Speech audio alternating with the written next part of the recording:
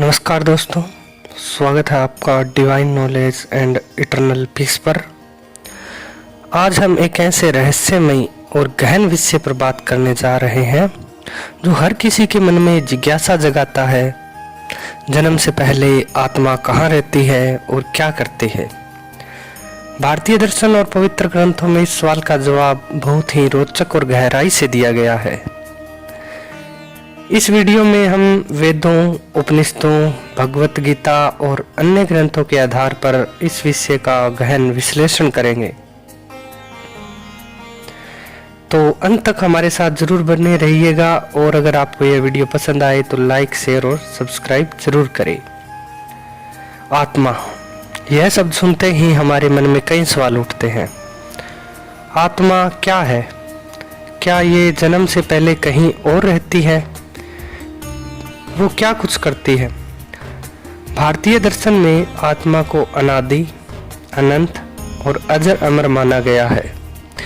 भगवत गीता में श्री कृष्ण कहते हैं, न जायते मीरियते वा कदाचिन नाय भूत्वा भविता वा न भूये अजो नित्य है शाश्वतो अय पुराणो न हन्यते हन्यमाने शरीरे। अर्थात आत्मा न तो जन्म लेती है, न मरती है, न कभी नष्ट होती है। यह अनादि और शाश्वत है। लेकिन अगर आत्मा जन्म नहीं लेती तो जन्म से पहले वो कहाँ जाती है? आइए इस रहस्य को खोलने के लिए आगे बढ़ते हैं, आगे की यात्रा शुरू करते हैं। भारतीय दर्शन के अनुसार आत्मा चेतना का एक अंश है जो परमात्मा से उत्पन्न होती है। मुंडकोपनिषद के एक श्लोक में लिखा है, यथा सुदीप्ता पावकादयी विषुफृंगा सहस्र प्रभवन्ति स्वरूपा तथाक्षरात् विविधाः सौम्य भावः प्रजायन्ते तत्र चैवयपि यन्ति। अर्थात जैसे अग्नि से हजारों चिंगारियां निकलती है और फिर उसी में लीन हो जाती है, वैसे ही परमात्मा से आत्माएं उत्पन्न होती है और अंत में उसी में समा जाती है। उदाहरण के लिए समुद्र और लहरों की मिसाल लेते हैं। जैसे लहरें समुद्र का हिस्सा है लेकिन अलग दिखती है, वैसे ही आत्मा परमात्मा का अंश है जो अलग अलग शरीरों में प्रकट होती है। जन्म से पहले आत्मा उस परम चेतना में लीन रहती है या कर्मों के आधार पर अपनी यात्रा तय करती है। वेदांत दर्शन में आत्मा को सच्चिदानंद, सत्य, चित्त और आनंद कहा गया है। इसका मतलब है आत्मा सत्य, चेतना और आनंद से परिपूर्ण है। लेकिन जन्म से पहले आत्मा का ठिकाना क्या है? क्या वो कोई विशेष लोक में रहती है? आइए इसे और गहराई से समझते हैं। भारतीय ग्रंथों में जन्म से पहले आत्मा की स्थिति को कई तरह से वर्णित किया गया है। छंदोग्य उपनिषद और बृहदारण्यक उपनिषद में आत्मा की यात्रा को कर्म और पुनर्जन्म के सिद्धांत से जोड़ा गया है। इन ग्रंथों के अनुसार मृत्यु के बाद आत्मा अपने कर्मों के आधार पर विभिन्न लोकों में जाती है, जैसे स्वर्ग, पितृलोक या अन्य सूक्ष्म लोक।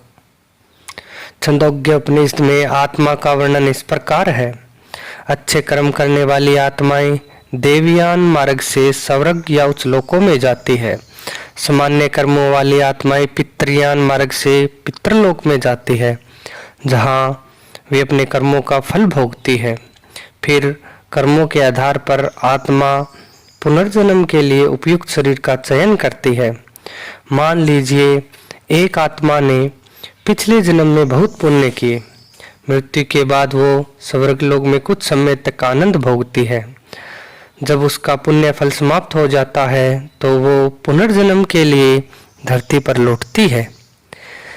यह प्रक्रिया बारिश के चक्कर की तरह है। जैसे बादल से पानी बरसता है, वैसे ही आत्मा सूक्ष्म रूप में धरती पर आती है। कुछ विद्वानों का मानना है कि जन्म से पहले आत्मा सूक्ष्म शरीर में रहती है, जिसमें मन, बुद्धि और अहंकार शामिल है। यह सूक्ष्म शरीर आत्मा को अगले जन्म तक ले जाता है। गरुड़ पुराण में भी मृत्यु और पुनर्जन्म के बीच की अवस्था का वर्णन है, जहां आत्मा यमलोक या अन्य सूक्ष्म क्षेत्रों में अपने कर्मों का हिसाब देती है। जन्म से पहले आत्मा का मुख्य कार्य है अपने कर्मों का हिसाब किताब और अगले जन्म की तैयारी। भगवद गीता में श्री कृष्ण कहते हैं, वासांसि जीर्णानि यथा विहाय नवानि गृहति नरो अप्राणि।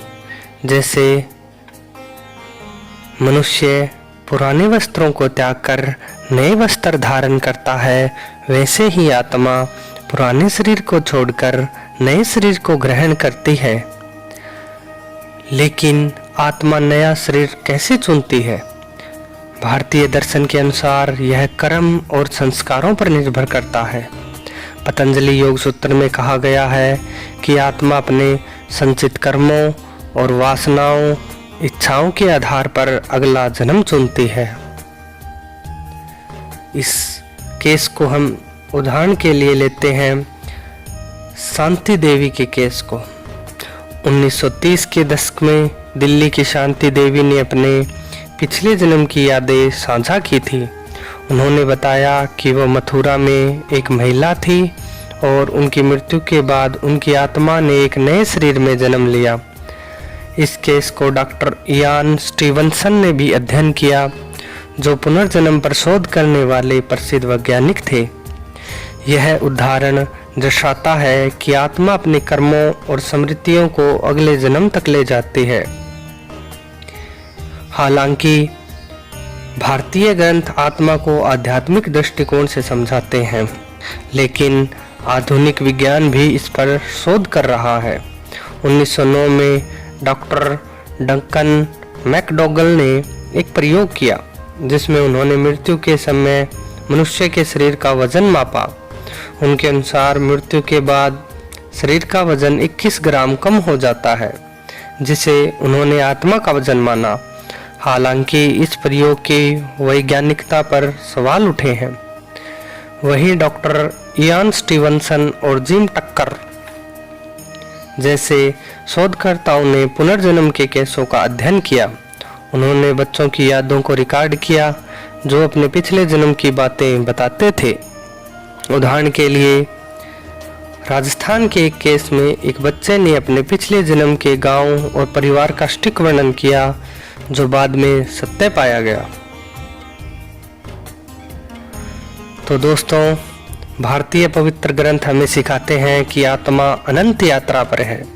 जन्म से पहले वो परमात्मा के चेतना के समुद्र में लीन हो सकती है, सूक्ष्म लोकों में भटक सकती है, या अपने कर्मों के आधार पर अगले जन्म की तैयारी कर सकती है। महाभारत में युधिष्ठिर कहते हैं कि जीवन का असली मकसद आत्मा को मुक्ति की ओर ले जाना है।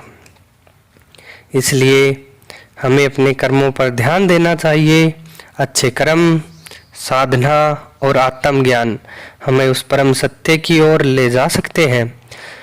अगर आपको यह वीडियो पसंद आया हो तो इसे अपने दोस्तों और परिवार के साथ शेयर करें, नीचे कमेंट करें और बताएं कि आपके विचार में आत्मा जन्म से पहले कहाँ रहती है।